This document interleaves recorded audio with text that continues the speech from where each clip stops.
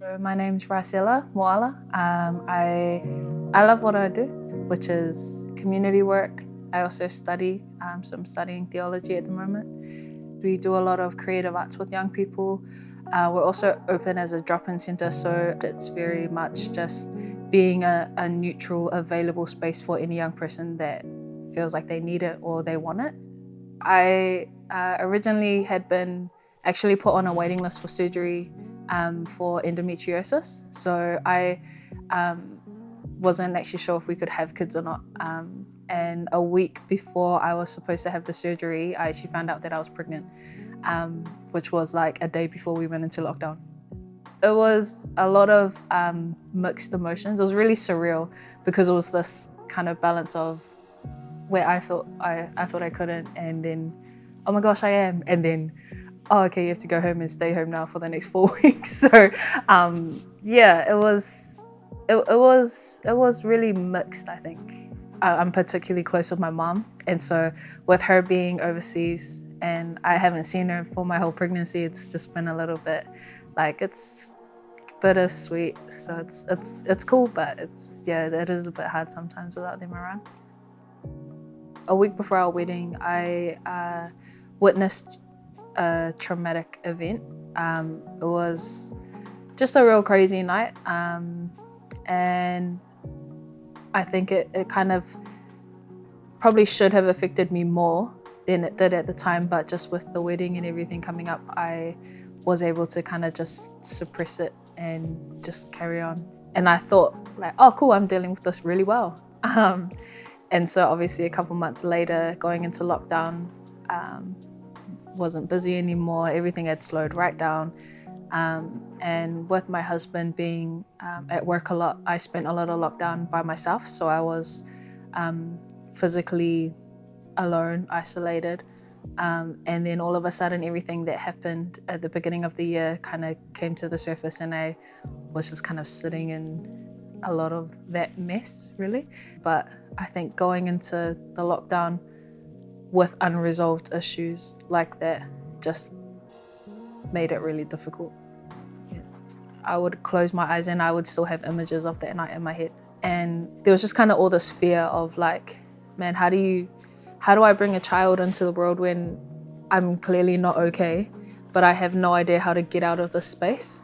I had to come to a point where I had to decide like, okay, well, you're either gonna do something about it or you're gonna let it sit there and take your chances when your son comes. I think it was actually a Mother's Day service, and our senior pastor was talking with her daughter, and her daughter was sharing her testimony, and she was sharing about an experience that she went through, and kind of at the end while she's wrapping up, she just said something just kind of like a throwaway comment where she was just saying like, the faster you get help, the faster you can heal. I think that just really hit me, was that actually there's some restoration that needs to take place here, and I'm not gonna get it if I don't ask for help.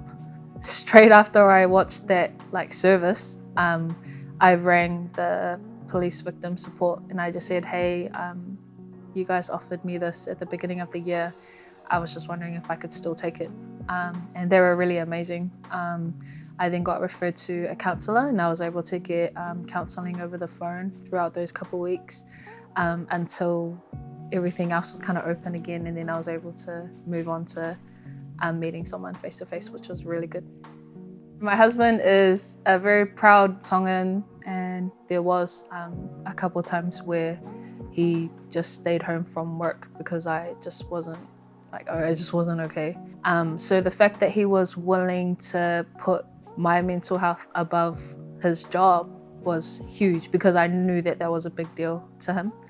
It was that kind of stuff that communicated to me like that he was worried and that he was willing. So I think that made it a lot easier as well to, I guess, not feel as alone. I think part of being so isolated is that you kind of become like a shell of your former self. And so one thing, it's just real basic things like going outside for a walk, things like remembering things that make me passionate, or things that actually I really enjoy doing just in my spare time. So whether it was music or drawing or writing, starting that kind of stuff again, and actually realizing that I had stopped, not trying to be this happy person, but just trying to remind myself, actually, this is who you are, this is who you've always been, and doing the things physically that reminded me of that. I guess I would just really encourage all of us to really, I guess, make the effort to remember that, like, if you really want to support the people that you love, and you want to care for them, and you want to provide for them and protect them, you have to be looking after yourself first.